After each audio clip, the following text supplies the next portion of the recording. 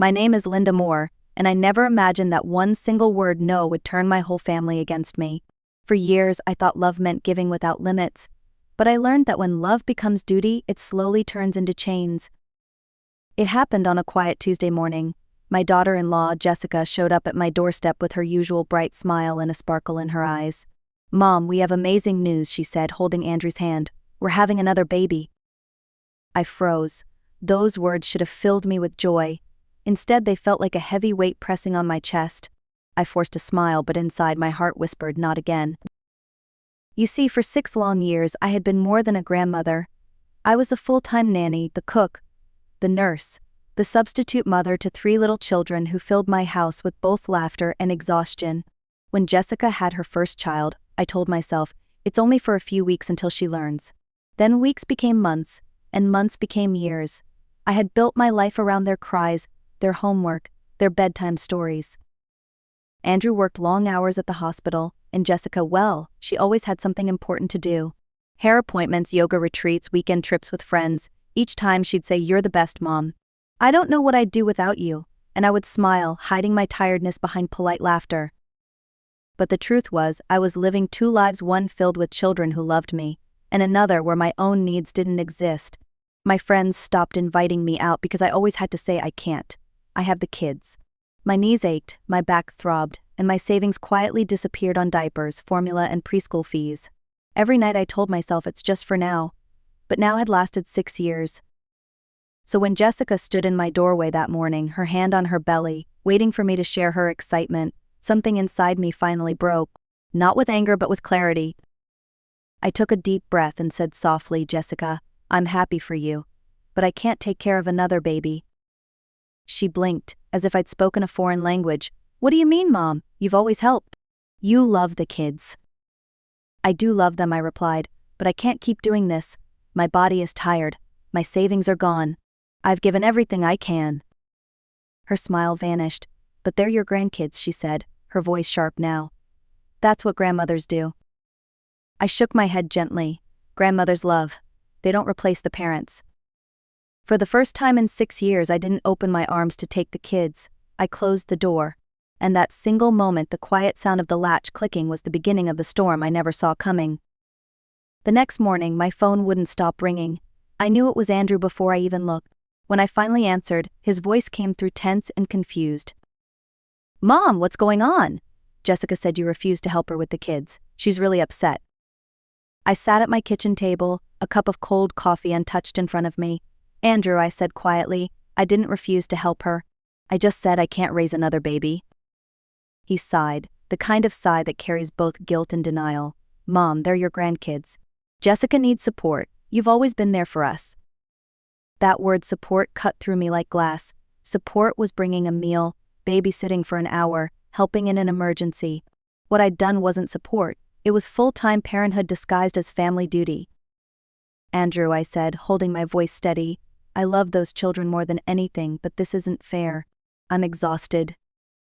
He didn't answer. He just said, "Jessica is crying, Mom. Please don't make this harder." That evening I tried to rest, but something in my chest felt heavy, uneasy. Around 9 o'clock, the doorbell rang. When I opened it, 2 police officers stood there, and behind them Jessica. "Mrs. Moore," one of the officers said, "we received a report regarding possible child neglect." I felt my stomach drop. Neglect. "Officer, those children live with their parents. Not with me?" Jessica spoke up, tears streaming down her face. "She's abandoned them emotionally. They're crying for her every day. She raised them since birth, and now she's just done with them." The officer looked uncomfortable, clearly realizing this wasn't a criminal case but a family drama.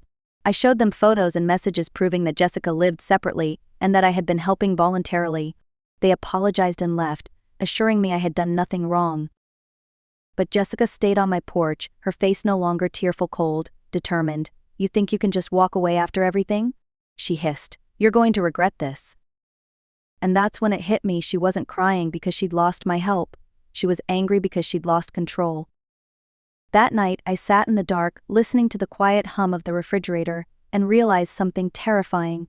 Saying no had made me the enemy in my own family. I didn't know it yet, but this wasn't the end of Jessica's retaliation. It was only the opening act of a war one never won, but one I would no longer run from. The following week felt like a siege. Every morning my phone lit up with messages from Jessica. At first they were polite. "Mom, can you just take the kids for a few hours? I'm not feeling well." Then they turned desperate.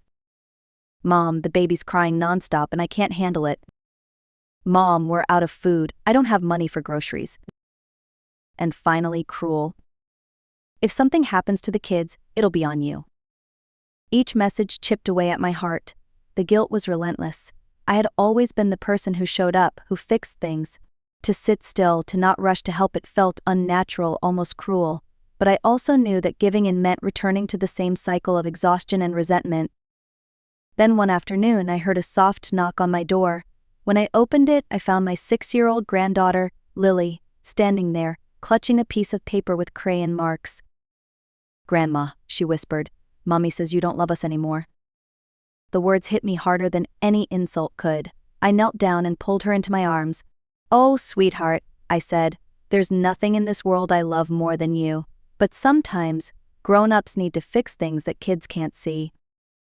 She didn't understand, of course.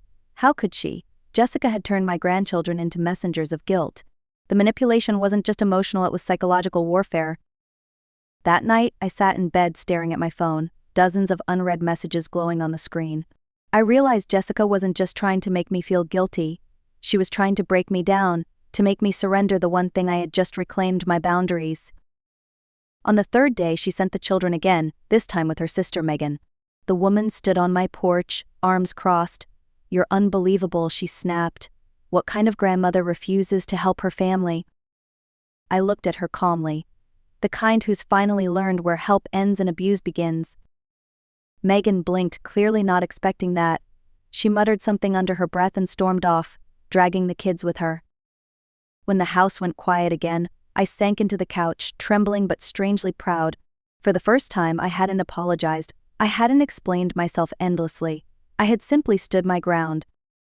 Still, as night fell, loneliness crept in. The silence of my house, once filled with laughter and noise, now echoed with memories of small hands and bedtime giggles. But beneath the ache was a new, fragile peace. For the first time in years, my life was mine again. The next morning, I woke up with a strange calm. The fear that had gripped me for days began to fade, replaced by something sharper: clarity. Jessica wasn't going to stop.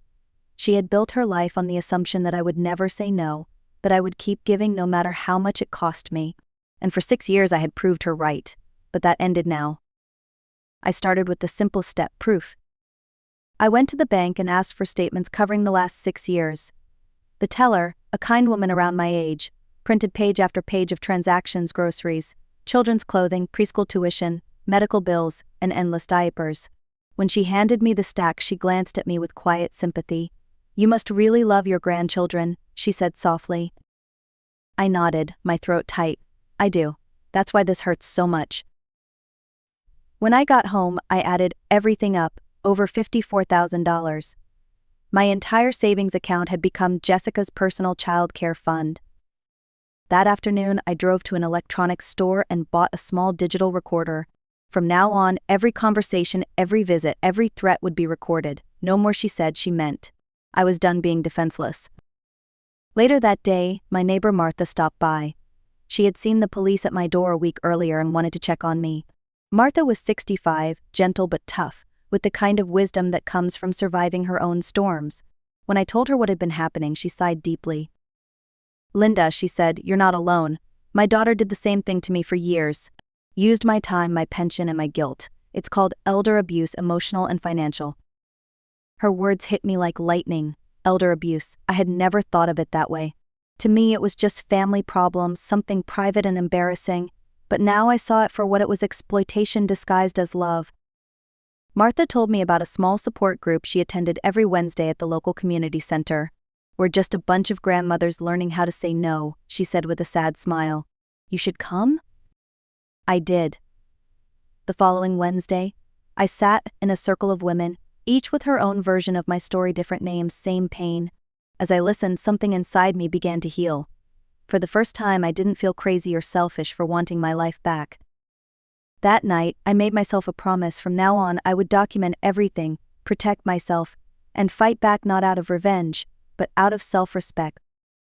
Because sometimes the only way to survive love that hurts is to stop letting it control you. 2 weeks later, I sat in a quiet office across from a man named Jonathan Wells, an attorney who specialized in elder rights. He listened carefully as I told him everything from the police visit to the endless text messages and the financial burden I had carried for 6 years.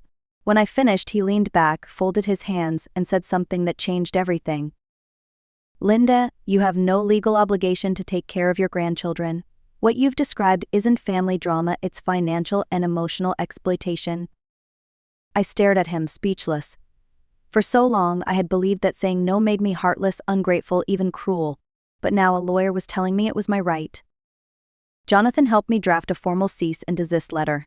It outlined, in calm legal terms, that I had no duty to provide childcare, that any further harassment or public defamation would be treated as a violation of the law, and that I reserved the right to file for a restraining order if needed. Seeing my truth on paper felt like breathing after years underwater. We sent the letter to Jessica and her attorney.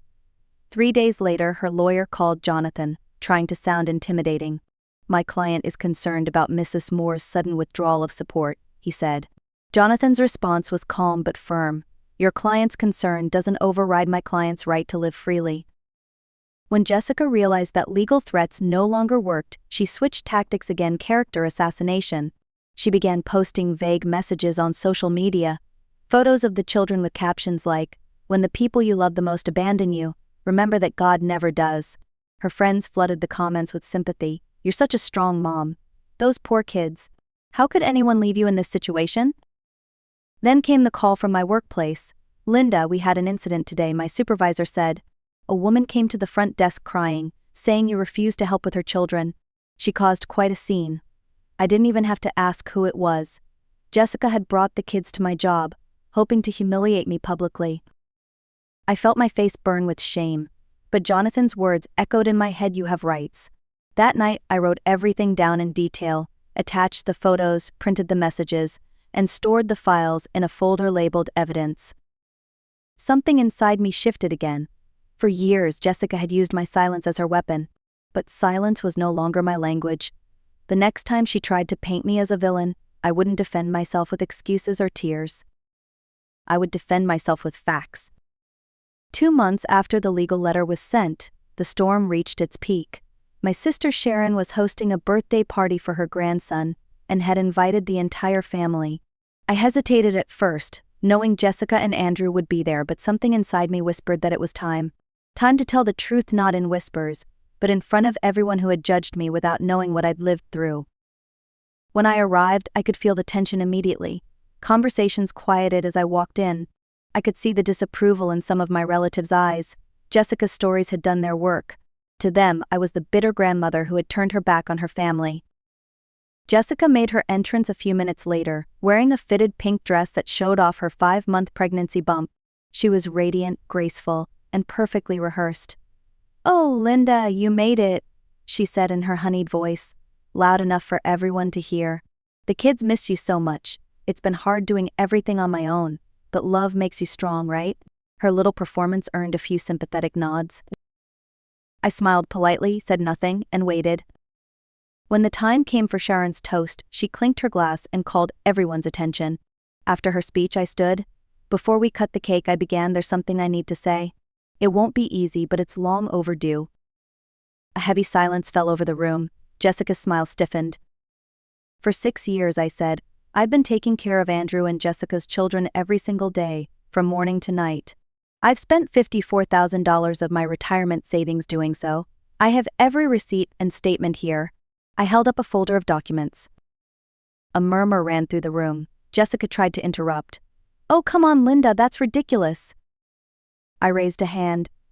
"Please, let me finish. I have recordings of the conversations where Jessica demanded money, texts where she threatened to call the police, and photos of her out with friends while I was paying for her children's food and medicine." Whispers turned into stunned silence. My brother-in-law Robert, who happened to be a retired doctor, stepped closer, frowning as he looked at the pages in my hands. "This is serious," he said quietly.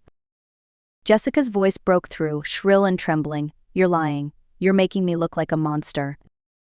"No, Jessica," I replied softly. "You did that yourself." Then came the most shocking part of the afternoon. Jessica clutched her stomach and gasped. "Oh no! The baby, something's wrong." She staggered dramatically, collapsing onto the sofa. Panic spread through the room. Andrew ran to her side. "Someone call 911, he shouted. But Robert knelt down and took her pulse, calm and professional. "Jessica," he said after a moment, "your heart rate and blood pressure are normal. You're fine." He stood and looked at her sternly. "You're faking." A collective gasp filled the room. Jessica's eyes darted around, realizing she'd been caught. "Maybe it was just nerves," she muttered weakly. Sharon's voice cut through the air, colder than I'd ever heard it. "Jessica, you've humiliated yourself enough. You need to leave." For the first time, Jessica's confidence cracked completely. She stood, trembling, her eyes darting to Andrew for help. But he didn't move. His face was pale, stunned, ashamed. "Mom," he whispered, "I'm so sorry. I didn't know." In that moment, 6 years of pain, silence, and guilt dissolved. The truth had finally spoken for me. I didn't need anger or revenge, just the courage to stand up and tell my story. As Jessica stormed out, still clinging to her last scraps of pride, I looked around the room. My family wasn't whispering anymore. They were listening. In the days following that family gathering, everything changed. The silence that once surrounded me was replaced by understanding.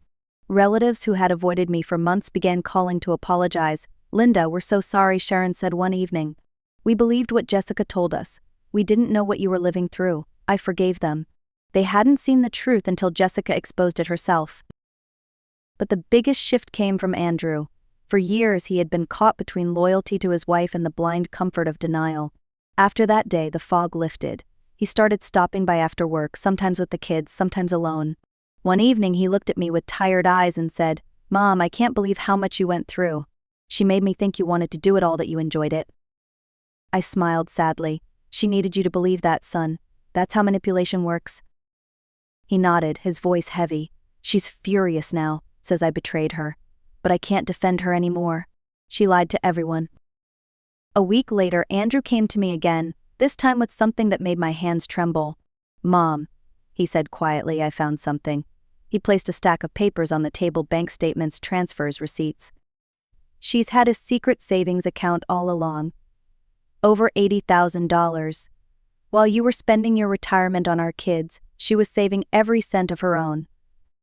The betrayal hit me like a physical blow. I stared at the papers, at the proof of 6 years of deceit, and felt both anger and relief. Anger for all the years I'd lost, relief because finally everything was out in the open. That evening I called Jonathan Wells, my lawyer. When I explained what Andrew had found, he didn't hesitate. "Linda, this changes everything," he said firmly. "We're not just dealing with manipulation anymore. This is financial elder abuse fraud, plain and simple." We gathered the evidence: bank records, messages, and proof of my expenses. Jonathan filed a formal notice demanding full restitution for the money I'd spent, plus damages for emotional and financial abuse. Within 2 weeks, Jessica's lawyer responded. They wanted to settle. In the meeting that followed, Jessica sat across from me, her eyes red but defiant. "I never stole from you," she said through clenched teeth. "You gave that money because you wanted to." Jonathan leaned forward. "Allowing someone to drain their savings while you hide your own is not generosity, it's deception." By the end of that meeting, Jessica agreed to repay every dollar. $54,600 plus interest. For the first time, I saw her realize that actions have consequences. It wasn't revenge, it was justice. Quiet, dignified, overdue justice. 6 months later, when the final payment arrived, I sat at my kitchen table and stared at the check for a long time. It wasn't about the money anymore. It was about the acknowledgement.